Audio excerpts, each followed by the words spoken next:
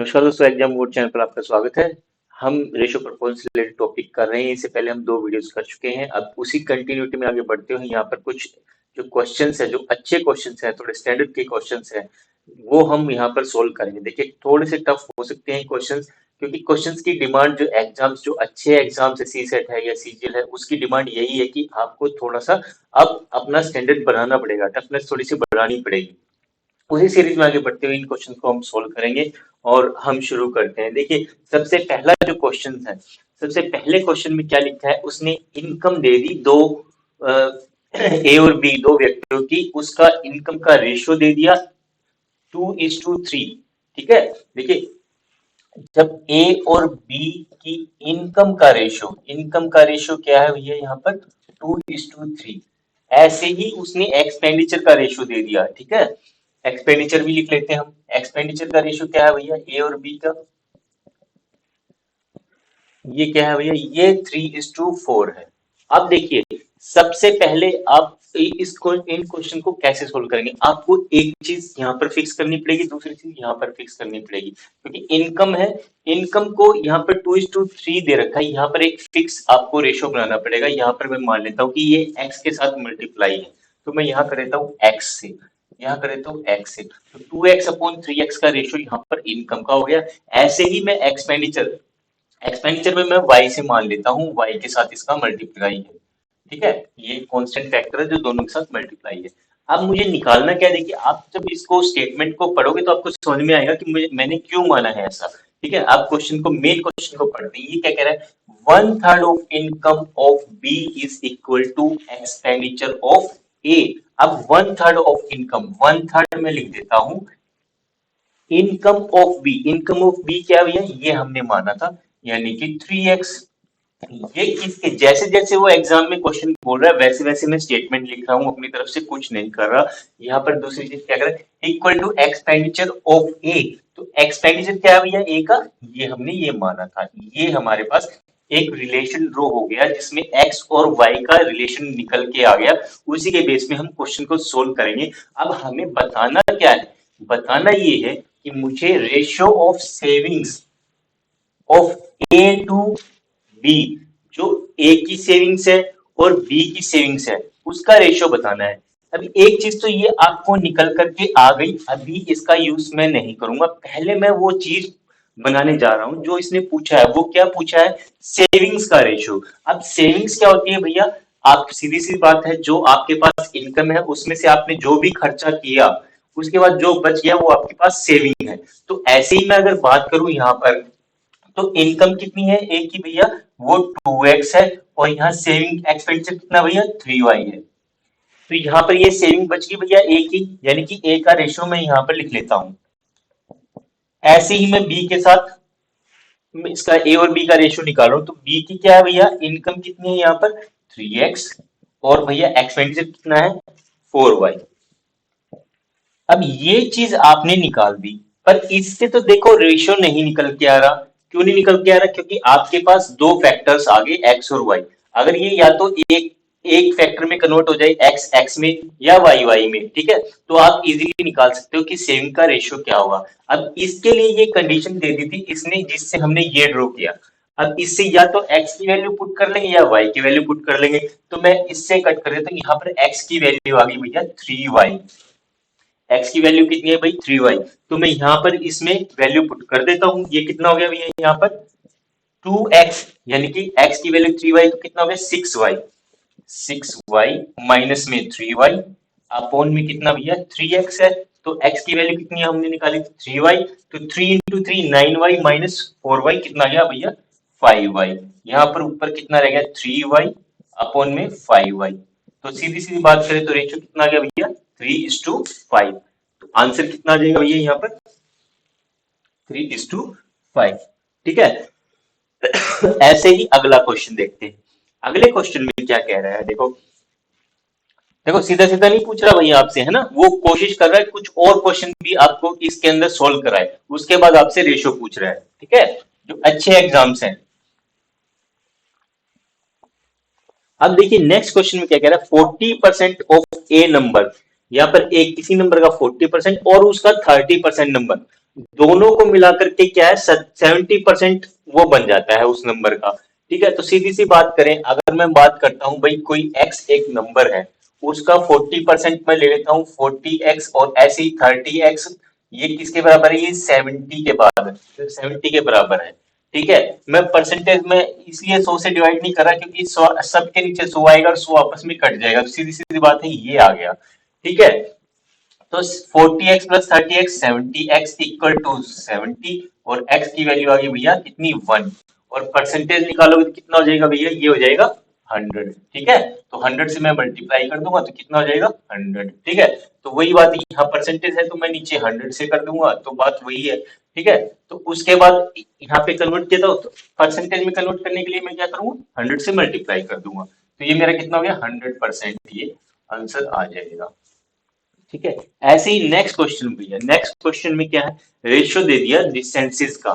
देखिए ये देखिए ये कहां से क्वेश्चन उठा दिया उसने, स्पीड डिस्टेंस एंड टाइम को कोरिलेट कर दिया भैया रेशियो प्रोपोर्शन के साथ में। ठीक है, देखते हैं ये क्वेश्चन। देखिए स्पीड डिस्टेंस टाइम का जो टॉपिक मैं आपको कराऊंगा बिल्कुल बेसिक के साथ में, थोड़ा सा कॉम्प्लेक्स आपको लग सकता है, लेकिन आपकी अंडरस्टैंडिंग अगर बन गई इस चीज पे तो आप बिल्कुल भी किसी भी क्वेश्चन पे आप इसको कभी भी प्रॉब्लम फील नहीं करोगे, आप इजीली इसको सोल्व कर पाओगे, जैसे कि हाँ हम करने जा रहे हैं। देखिए एक चीज समझ में हमें आती है, सभी को पता है कि जो स्पीड होती है वो क्या होता है, डिस्टेंस अपॉन में टाइम। ठीक है, और जब एवरेज स्पीड की बात करते हैं, एवरेज स्पीड क्या हो गया भैया, टोटल डिस्टेंस, मैं सीधा सीधा लिखता हूँ टोटल डिस्टेंस अपॉन में भैया क्या हो जाएगा, टोटल टाइम, इसका रेशियो।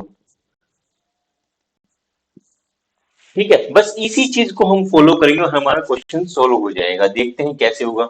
देखिए हमने क्या इसमें क्या बोला कि दो प्लेसेस का रेशियो है, वो क्या है भैया, ए से बी का है और बी से सी का है।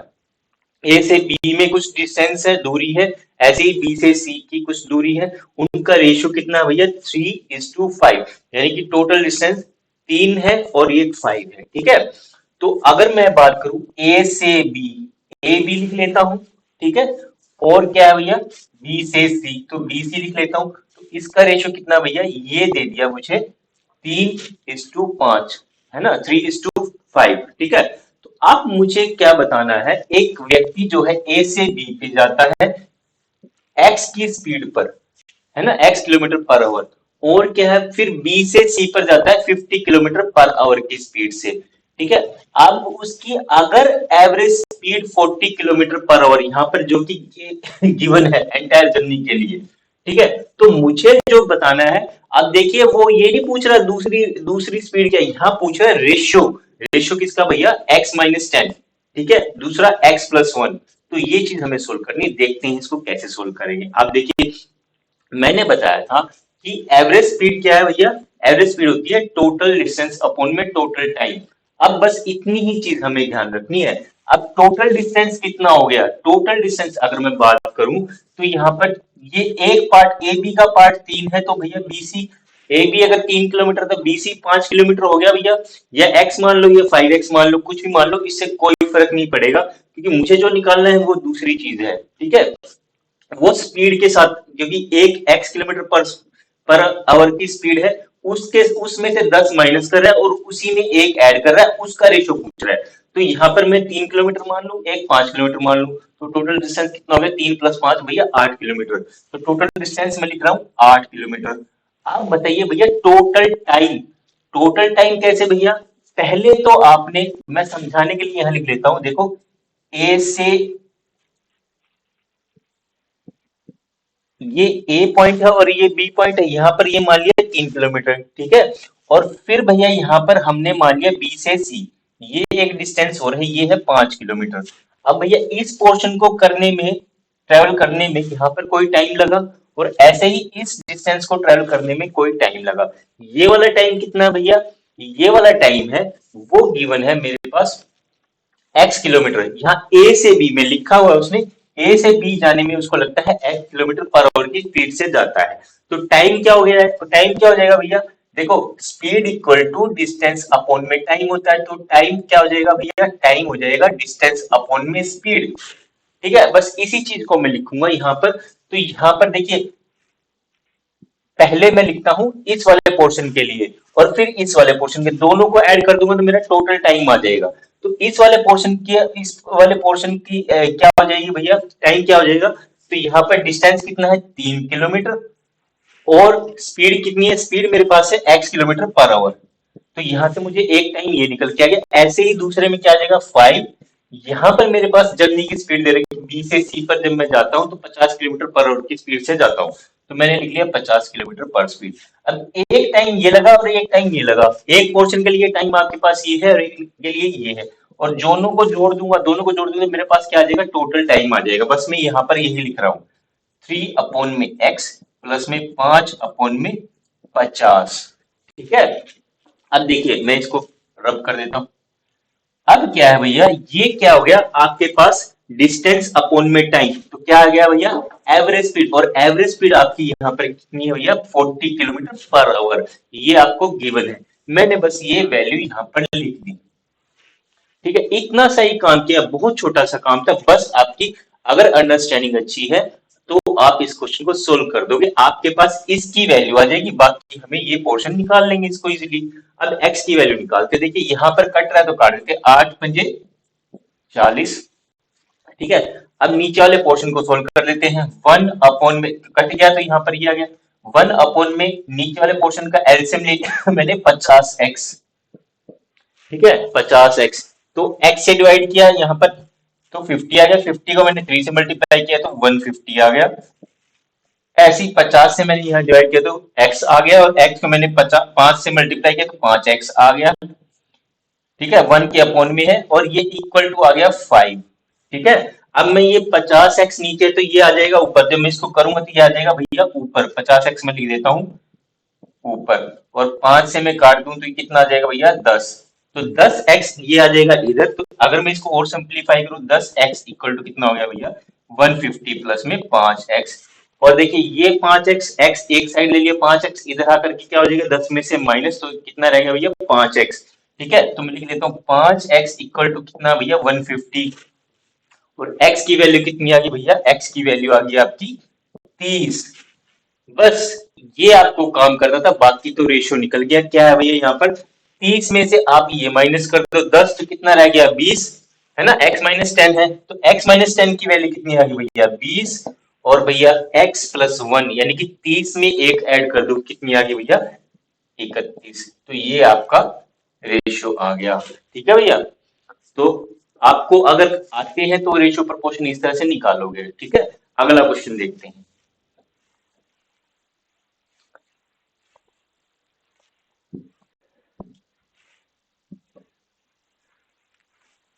अगले क्वेश्चन में देखिए, अगले क्वेश्चन में क्या है, एक कंटेनर है, एक जग है जहां पर मिल्क और वाटर का रेशियो दे दिया 5:2।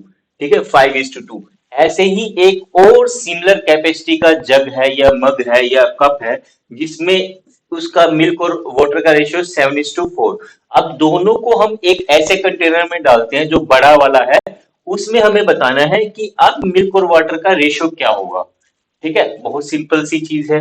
वो क्या है, जब मिल्क और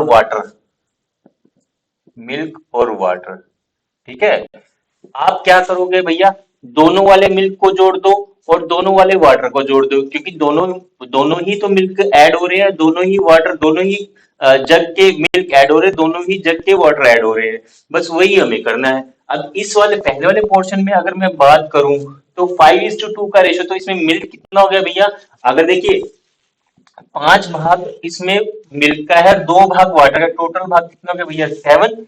तो इसमें मिल्क का पोर्शन कितना हो गया भैया, ये 5 भाग है भैया, 7। टोटल अगर 7 भाग है तो उसमें से 5 भाग क्या है भैया, मिल्क है। ठीक है, तो 5:7 क्या है, ये हमारा मिल्क आ गया। अब दूसरे भाग का मिल्क ले लेते हैं, दूसरे भाग में क्या है, 7:4। ठीक है, तो यानी कि 7:4 का मतलब क्या है कि 7 भाग उसमें मिल्क है और 4 भाग उसमें वाटर है। 7 पार्ट उसमें मिल्क है, 4 पार्ट उसमें वाटर है, यानी कि टोटल पार्ट 11 है।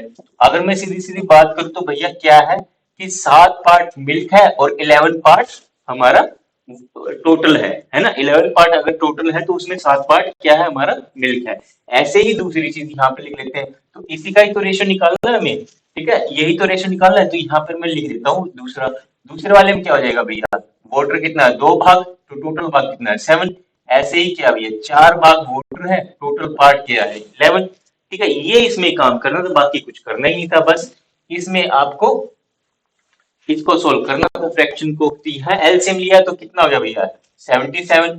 ठीक है, 77 आ गया, सारे के नीचे 77 ले लो बेशक से आप।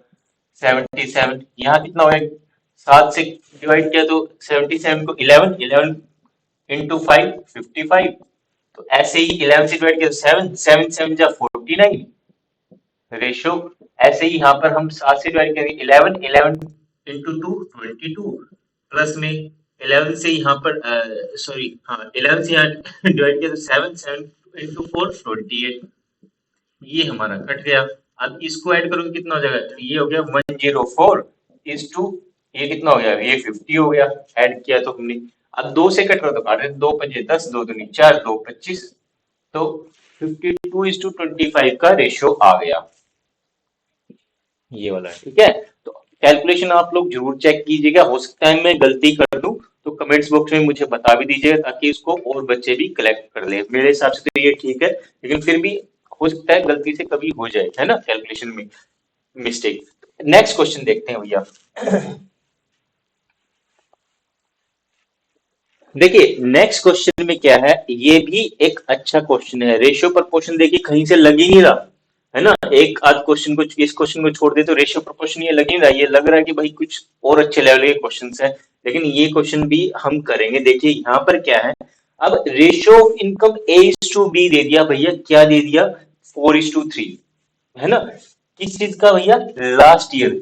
यानी कि देखिए यहाँ पर दो चीजें ली हैं उस क्वेश्चन में, एक तो लास्ट ईयर एक प्रेजेंट ईयर। सबसे पहले आपको क्वेश्चन सोल्व करने से पहले उस क्वेश्चन को समझना होता है, ठीक है, उसके बाद ही आप सोल्व कर पाओगे। अगर आप पढ़ते पढ़ते इसको सोल्व करने की कोशिश करो, उस हिसाब से बनाना शुरू करोगे, तो अब वो स्टैंडर्ड के क्वेश्चन है, आप शायद ना कर पाओ। पहले एक रीडिंग आपको क्वेश्चन पे लगानी पड़ेगी, क्वेश्चन को समझना पड़ेगा। जैसे मैंने इस पे लिया, लास्ट ईयर की बात करें, फिर इसमें प्रेजेंट ईयर की बात करें, यानी कि 2 ईयर की बात करें, एक तो जो प्रेजेंट ईयर है और एक इससे पहले वाला ईयर। ठीक है, अब इसको देखते हैं। पहले इसने क्या बोला, इनकम ए और बी की इनकम लास्ट ईयर का रेशियो क्या है, ये दे दिया भैया 4:3, ये बोल रहा है। ठीक है, लास्ट ईयर। अब उसके बाद क्या बोल रहा है, ratio of their individual income in last year and present year. अब इंडिविजुअल इंडिविजुअल कौन होगा भैया, एक तो ए हो गया और एक हो गया बी। अब देखते हैं ए की इंडिविजुअल की लास्ट ईयर और प्रेजेंट ईयर का रेशियो कितना है भैया, ये दे दिया उसने 3:4। और ऐसे ही बी का दे दिया, बी लास्ट ईयर और प्रेजेंट ईयर। ठीक है, तो ये कितना दे दिया, ये दे दिया हमारे पास 5:6। अब देखिए भैया, यहाँ पर जैसे हमने एक क्वेश्चन किया था जिसमें इनकम को एक्स माना था और एक्सपेंडिचर को वाई माना था, है ना, ऐसे ही हम यहाँ पर मान लेते हैं कि ए वाला जो रेशियो है, ठीक है, लास्ट ईयर और प्रेजेंट ईयर का, ये मान लेते हैं ये 3x और ये 4x। और यहाँ पर बी वाले का जो पार्ट है, बी की लास्ट ईयर का और प्रेजेंट ईयर का रेशियो है भैया 5y और 6y। ठीक है, इतना हमने काम कर लिया।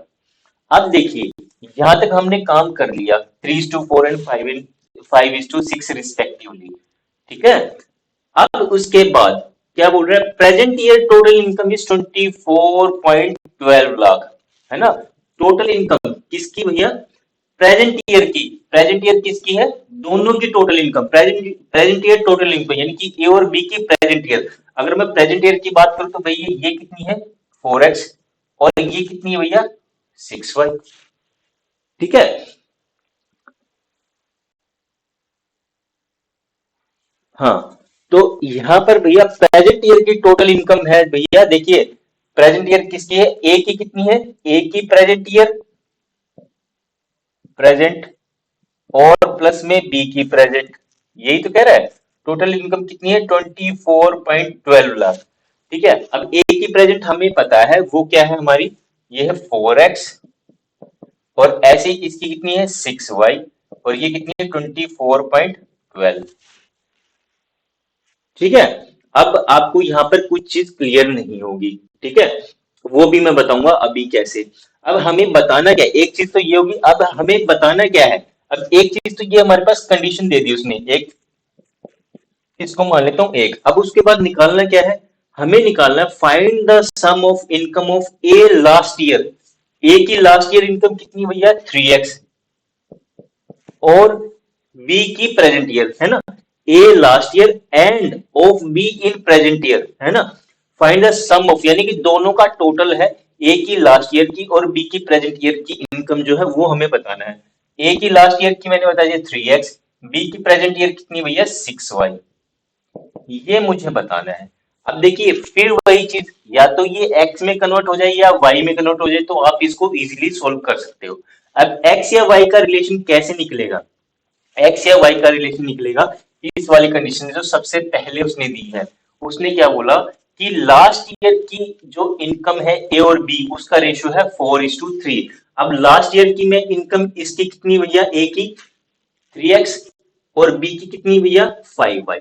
मैं बात करूं, सीधी सीधी बात करूं, यहाँ पर अगर मैं यहाँ लिखूं कि 3x दिख रहा है भैया, 3x नहीं दिख रहा, 3x अपॉन में लास्ट ईयर की बात करें, 3x कितनी है भैया, ए की है 3x, और बी की प्रेजेंट बी की कितनी है भैया 5y, ये क्या है 5y, ये किसके बराबर है 4:3, ये दे दिया भाई उसने कंडीशन, ठीक है। 3x upon 5y equal to 4:3। तो यहां से हम क्या निकालेंगे, यहां से हम एक चीज निकाल लेते हैं, x की वैल्यू हो जाएगी हमारे पास, कितनी हो जाएगी 4 इंटू में 5y अपॉन में 3, और ये 3 भी जो है इधर आ जाएगा इसके नीचे, ये वैल्यू, ठीक है। और सीधी सीधी बात करूं तो कितनी वैल्यू होगी भैया, x की वैल्यू आ गई यहाँ पर 20y अपॉन में 9, इसको आप सोल्व करोगे तो इसकी वैल्यू आ गई 20y अपॉन में 9, ठीक है। बस ये रिलेशन आपने निकाला तो हमारा क्वेश्चन सोल्व हो जाएगा। यहाँ पर इसमें वैल्यू रख देते हैं, x की वैल्यू 20y अपॉन में 9 मैं रख देता हूँ यहाँ पर, तो सीधे सीधे इसको निकालना है तो मैं थोड़ा सा रब कर देता हूँ भाई, ठीक है।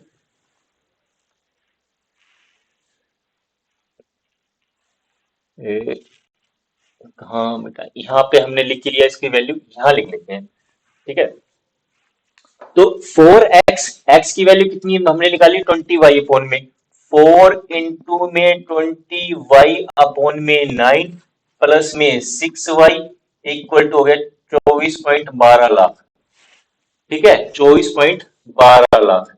अब इस वाले पोर्शन को सोल्व कर लेते हैं, यहाँ पे देखिए 9 एलसीएम ले लेते हैं तो हमारा सोल्व हो जाएगा। यहाँ पर 9 6 54, सारे का एलसीएम ले लिया, 4 इंटू में 20y कितना हो गया 80y, प्लस में 54y, सीधा सीधा लिख रहा हूँ भैया, 9 एलसीएम ले लिया तो मेरे 9 6 54 हो गया, और इक्वल टू हो गया 9 इंटू में 24 पॉइंट में 12,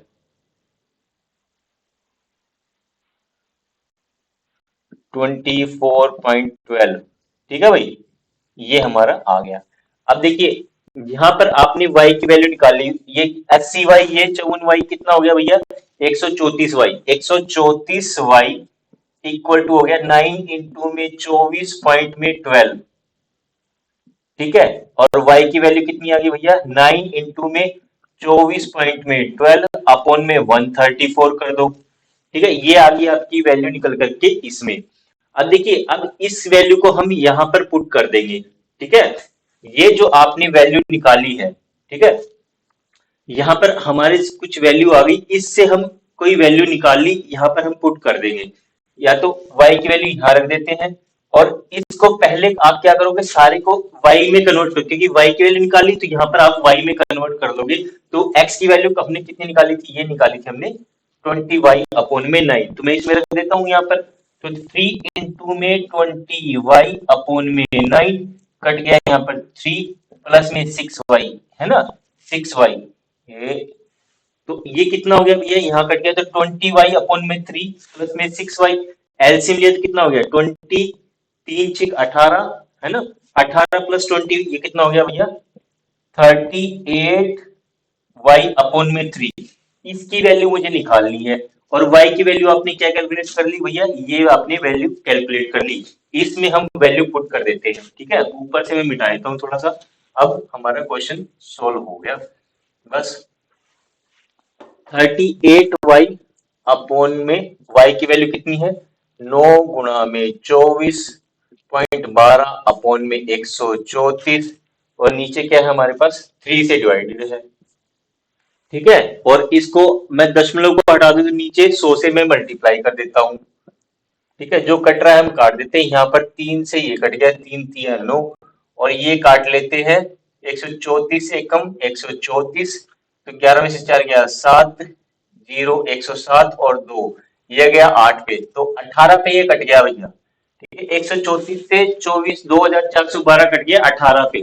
ठीक है, अब इसको मल्टीप्लाई कर दे, 18 तिया 54 और गुना 38, 54 और गुना 38 54 और 38 की 38 की मल्टीप्लाई कर दी, 8 चौक 32, 3 8 पंजे 40 और 12 52 और 3 55, 5 कैरी 5 ये 15 और 5 20, नीचे 100 है तो 2 अंक के बाद मैं दशमलव लगा देता हूँ, 20.52, 20.52 है हमारा, हाँ ये रहा 20.52 हमारा आंसर आ गया। ठीक है, क्वेश्चन का स्टैंडर्ड आप देख चुके हो कैसे क्वेश्चंस हैं। ठीक है, तो आप लाइटली जो क्वेश्चंस आपको सिखाए जाते हैं, आपको थोड़ा सा ग्रो होकर के इस तरह के क्वेश्चंस भी करने हैं। वो क्वेश्चंस ठीक है आपके लिए बेसिक लेवल के लिए जो आपको सिखाए जाते हैं, लेकिन उससे आगे भी आपको अप्रोच रखनी पड़ेगी, खास तौर पर जो बच्चे सीजीएल के लिए हैं या सी सेट किसी भी स्टेट का, हरियाणा स्टेट का हो या यूपीएससी